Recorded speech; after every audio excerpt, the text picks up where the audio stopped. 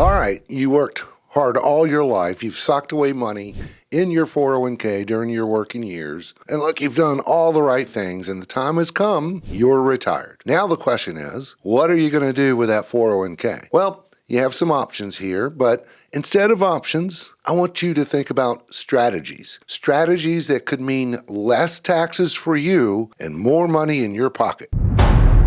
Okay, so here are your options when you retire and what to do with your 401k. There are really basically three options. You can cash it in, leave it where it is, or roll it to an IRA. With each option, though, comes a consequence and may or may not be right for you.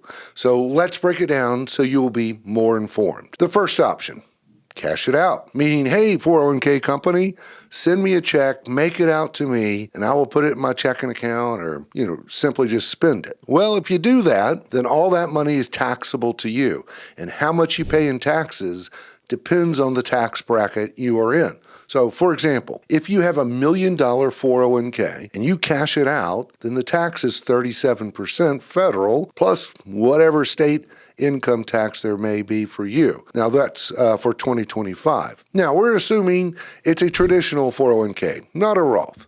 So all of this example and illustration is for a traditional 401k. So you can see it's rarely a good idea to simply cash it out. Now, the other two options are to leave it where it is or roll it to an IRA. Let's talk about why it may make sense to leave it where it is. Hey, but before we do, if this is your first time here, my name is Keith Wilson, and I am a financial advisor helping folks just like you navigate their way through their retirement strategies. You may want to subscribe to the channel as I post a lot of content about retirement planning. Okay, why would you leave your 401k where it is? Well, here's an example. Let's say you retired early, and there's something called the Rule of 55. If you retired at 55 or later, you have access to that 401k without incurring a 10% penalty. Because normally, you would have to wait until you are 59 and a half to withdraw money from your 401k without that 10% penalty. But this Rule of 55 only works for 401ks, not IRAs. So if you roll it to an IRA and then you try to tap into it before age 59 and a half, then sorry, you would pay that 10% penalty. So by leaving it in the 401k, it could be very helpful to make withdrawals for your income needs. And this is really useful if you are retiring before age 59 and a half. Now, you would still pay income taxes. We can't avoid that, but at least no 10% penalty. All right, now let's talk about what if you have company stock inside that 401k. And let's say that company stock has appreciated significantly. So for example, let's say you worked for XYZ company, and over the years, part of your contribution in the 401k was in that XYZ stock of that company. Now let's also assume that your total contributions in XYZ stock equaled $100,000, but the actual value of that company stock was $300,000. Well, you could utilize a strategy called net unrealized appreciation, or NUA.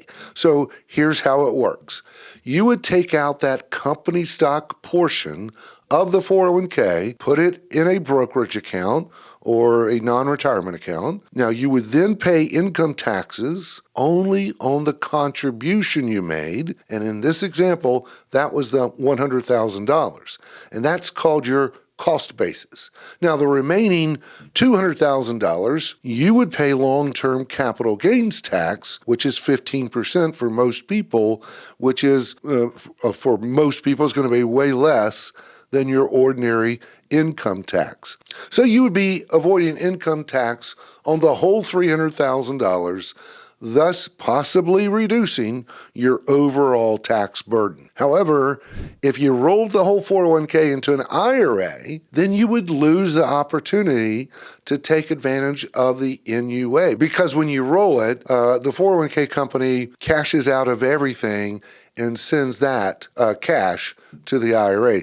So by rolling it, you're going to lose that NUA strategy. Now, this takes careful planning, and it must be done properly, or you could really mess some things up. Now, another reason I see people just leave their money in the 401k after they retire is they just simply like seeing their former employer's name on the statement they receive each month. Maybe they really like the company they used to work for, and it gives them a fuzzy feeling. But just because the company name is on the statement doesn't mean that fuzzy feeling is reciprocated.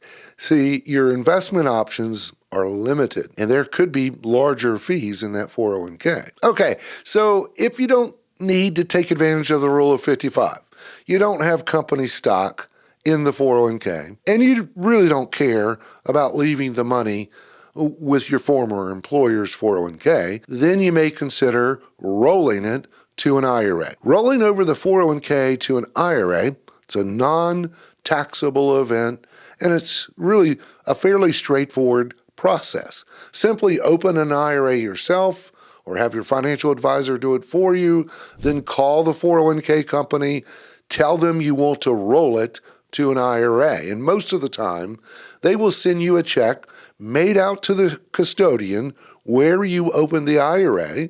Then you send that to your IRA custodian. And again, your financial advisor can handle all those moving parts for you. So why roll it? Well, investment options are wide open with an IRA. You see, with your 401k, you're given a limited number of investment choices. It's like a menu. And maybe there's 10, 15, maybe 20 different investment choices. But when you roll the 401k to an IRA, then the world is your oyster when it comes to how you want to invest. You would have the availability of investing in stocks and bonds and ETFs, not just mutual funds or target retirement date funds. And you could get really sophisticated with your investments. Now, this flexibility is really going to help you tailor your investments to match your risk tolerance and your retirement goals. Many times you could have lower fees in the IRA than the 401k. And if you didn't want to make the investment decisions yourself, you could have a financial advisor manage it for you. But of course, that ain't free. This would come with an additional fee, so you need to take that into consideration. So with an IRA, you have more control over your investment decisions, and that allows you to adjust your portfolio based on market conditions and your personal financial needs. And unlike a 401k, where your employer sets the plan's rules, an IRA gives you the freedom to make independent investment choices. Now, Roth conversions are another consideration. It could be easier to do Roth conversions once it's rolled to an IRA versus the 401k, because 401ks, they have certain restrictions, and that really depends on the plan agreement. So whether you keep it cozy in your 401k or roll it to an IRA, you need to get a handle on how this money that you worked so hard for and you saved diligently over the years, how is it going to fit in your overall financial picture? Are you under 59 and a half? Do you need to take advantage of the rule of 55? Do you have company stock in the 401k and want to take advantage of net unrealized appreciation? Do you want more flexibility and control than an IRA can offer over the 401k? Do you want to manage it yourself, or do you want to have a financial advisor do it for you?